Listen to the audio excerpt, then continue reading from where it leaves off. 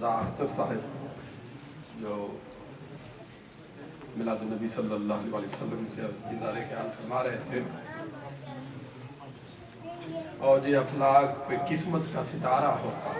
یہ خواہش ہے ہم سب کی، اور یہ افلاک پہ قسمت کا ستارہ ہوتا، ان کی محفل میں کچھ وقت گزارا ہوتا، اور یہ افلاک پہ قسمت کا ستارہ ہوتا ان کی محفل میں، یہ تو ان کے ذکر کی محفل ہے، شاید ان کی اصل مجلس کی بات کر رہا ہے، اور یہ افلاک میں قسمت کا ستارہ ہوتا ان کی محفل میں کچھ وقت گزارا ہوتا، اپنی آنکھوں میں بسا کر انہیں رکھتا ہر دم، اپنی آنکھوں میں بسا کر انہیں رکھتا ہر دم، اپنی سانسوں میں انہیں یوں، اپنی سانسوں میں انہیں ایسے اتارا ہوتا،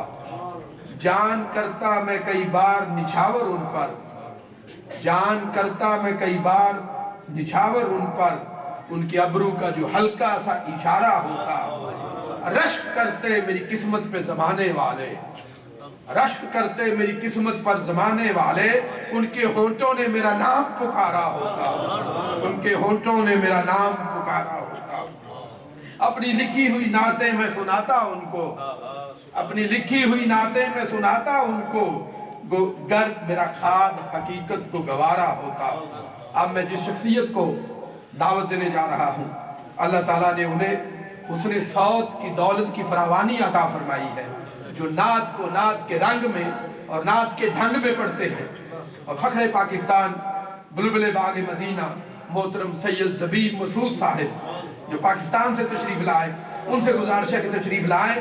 اور اپنے انداز میں سرکار دو جہاں صلی اللہ علیہ وسلم ہمارے آقا و مولا اور اپنے جد کے ذکر خیر سے ہمارے دلوں کی ویران بستی کو سیراب فرمائیں۔ تشریف لاتے ہیں محترم سید زبیر مسعود شاہ صاحب۔ نعرہ تکبیر، نعرہ تکبیر، نعرہ رسالت، نعرہ رسالت،